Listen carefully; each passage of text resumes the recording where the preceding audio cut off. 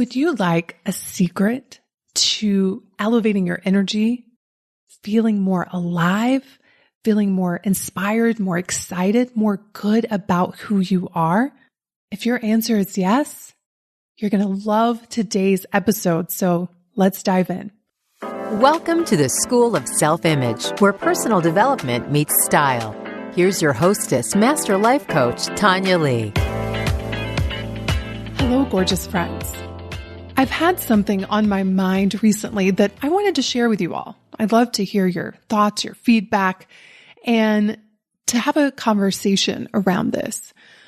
But it was inspired a few weeks ago. I was talking with a friend of mine. She called me up and she was in a panic state. And she had said that she was just on her social media feed and some dude was saying how businesses were about to start collapsing. She was talking about the recession. And it was so interesting listening to her because I don't have any of those thoughts in my head. In fact, my thoughts about a recession are that they happen. Throughout history, you can see a cycle of recession followed by a season of prosperity. So I just see this as like readjustment, recalibration. It's just a part of the cycle. It's not something to fear. It's something to be educated about, but it's not something to fear. But it made me think about what she is consuming. Now, in the coaching world, there is a school of thought that you don't change your circumstance. You change your thought about the circumstance. And that is such a valid point. Because sometimes you find yourself in circumstances that in that moment you cannot change. An example of that would be what you weigh in this moment. Let's say you weigh 180 pounds. In this moment, you cannot change that circumstance. So it is good to work on your brain in those moments, creating thoughts that will help you feel better about the circumstance so you can show up more powerfully in that circumstance. But more and more, you all, when I look back over my life, one of the biggest factors in my change in my self-image has been changing the circumstance, which is often changing the environment, changing what surrounds you. And so I am going to give all of you a challenge to start changing your social media feeds.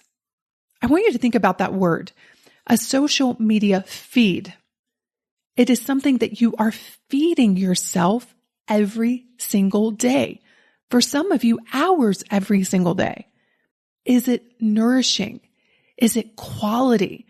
Does it feel good in your body and in your brain?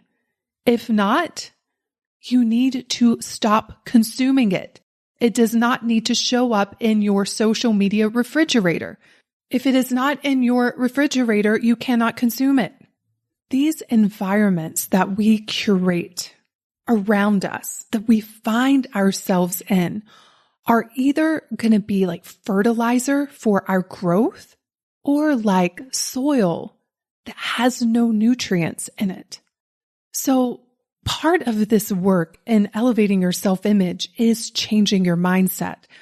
But what you will notice is that when you begin to intentionally curate your surroundings on purpose, it becomes so much easier to feel as you want to feel from your future, to feel those more positive emotions that's going to inspire you to show up in a more positive way. And one of the ways that we can do that is to be very purposeful and intentional with what we consume via social media. An analogy to consider is if you do nothing but consume junk food all day, food that doesn't have nutrients and what your body needs, you're going to end up feeling heavy, low energy, maybe some brain fog. You don't feel good about yourself, lethargy. And that impacts how you show up in the world. Junk in, junk out. But when you start to fuel your body with nutrient-dense food, good, whole, clean foods, You start to feel more energy. You start to think more clearly. You start to feel lighter. You start to feel full of more vitality. Goodness in, goodness out. And the same goes with what you are consuming on social media every single day. Since my friend's conversation that I had, I've been paying attention to how my social media feeds feel to me. Now, rule number one for myself is that I don't spend a lot of time on social media. I'm usually in there to connect with my community. I'm in and I'm out, but occasionally I will scroll through and see what's happening on Instagram. And because of the algorithm, not everything is always showing up. You usually see certain people that you like their stuff and follow a lot. But I've been paying attention to the accounts that are no longer a match for me. These are probably accounts that I started following years ago, and suddenly there will be a video or an image pop up, and I will realize that I am no longer a match for that account. Now listen, that doesn't mean that account is bad. That account may speak to some people. It may give them energy. It may make them feel alive. But for me personally, it is no longer a match. I hit unfollow immediately. I have been purposefully curating my social media feeds over the last few weeks. And I want you to do that too. I want you to feed yourself with things that feel good, that excite you, that calm down your nervous system, that inspires you, that gets you excited to be alive. The more I have purposefully created my environment, including my social media feed, I find that I'm more creative, I'm more peaceful, I'm just more happy in my life. I talk about in the School of Self-Image about the red velvet rope.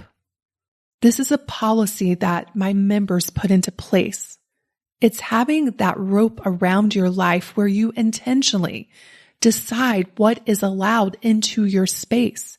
I'm sure you don't leave your front door open and just let random people come into your house and say whatever they want to say and do whatever they want to do and be whoever they want to be.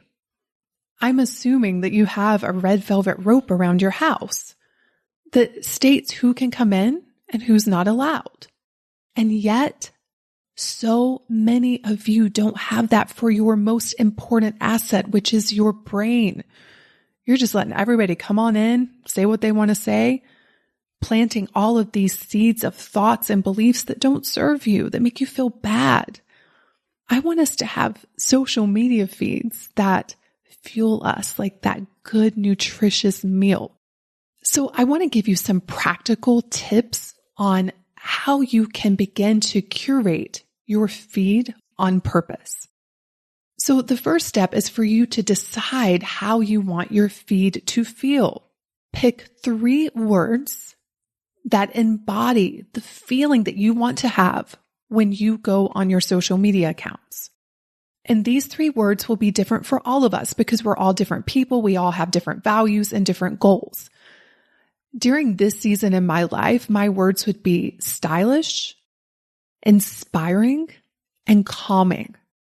I do not want to log onto social media and get my sympathetic nervous system kicked into overdrive. I don't want my social media feed to cause me to pump out extra cortisol. So calming. So when I go through my social media feed, those become my guiding words as to whether I should continue following this account or not. Does this account offer a stylish perspective of life? Does this account inspire me, or does this account help me to feel more calm? So my social media tends to be full of style influencers. I find them to be very inspiring. Not all of them, right? I still have to get a feel of the vibe of that certain person, but I truly enjoy style. I think it's fun. Also, a lot of home decor, travel accounts.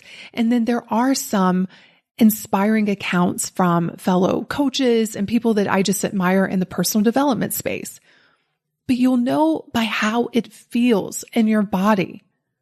I want to give you also some guidelines as to how to know if you need to unfollow an account.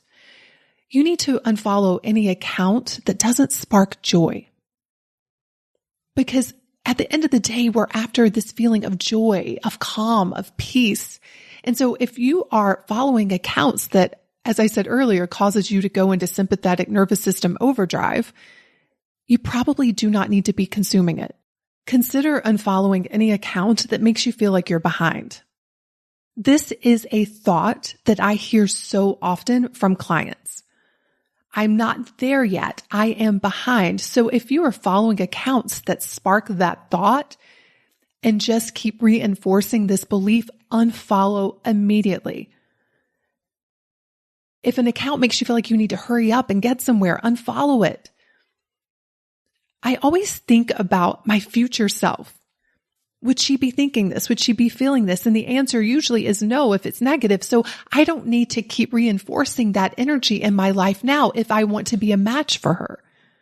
The other way you can think about this is unfollow any account that doesn't belong in your future, right? So if in your future you are healthy and fit, would you be following this account?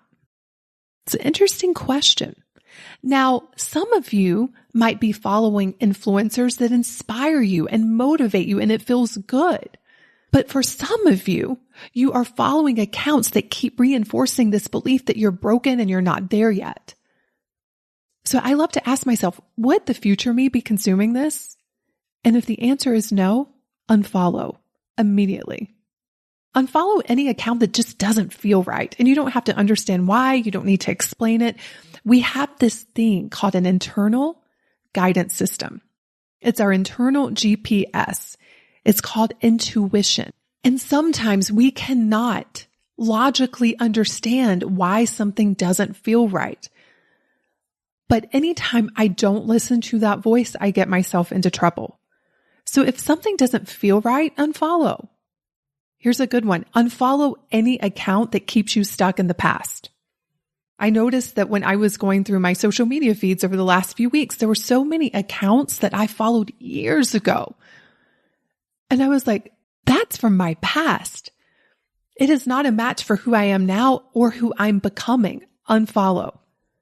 And finally, unfollow any account that does not support you in embodying your desired self-image, that keeps you from embodying who you want to be. What you are going to notice as you begin to curate your social media feed on purpose, and then you take that practice into other parts of your life, your home, your friend circles, your closet, and you begin to intentionally curate your world, you're going to feel better. You're going to feel more calm. You're going to feel more fulfilled. You're going to feel more excited. You're going to begin to see yourself in a different way. In this process, it's as if your self-image changes as you begin to change your environment, as you begin to change what is around you, to mirror back to you how you want to feel and how you want to see yourself. But because we're on social media a lot these days, I think it's a great place to start. And if you want to nourish your mind and your body and your spirit with something juicy, I have a little surprise for you. It's happening on July the 6th. It's going to be available to my email subscribers only.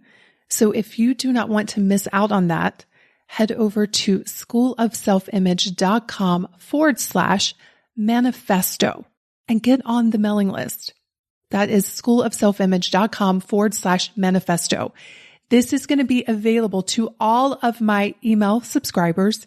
And here's what I can promise you. It's going to be something that you look forward to consuming every single week. Have a gorgeous, gorgeous week, everybody. And take me up on this challenge. And I would love it if you reach out to me on Instagram and let me know, what are your 3 words that you want to curate your social media feed around? And hopefully I will remain in that list. And if not, I respect that too. But my intention is to always feed myself and my community with love and truth and inspiration and beauty. So if that is part of what you want to be on your feed, that's what I plan on giving you. Cheers, everyone. I'll see you soon. Hey, have you grabbed your free copy of the School of Self-Image Manifesto? If not, what in the world? Head over to schoolofselfimage.com/manifesto and get a copy that teaches you how to think and show up in the areas of mindset, style, and surroundings so that you can transform your self-image.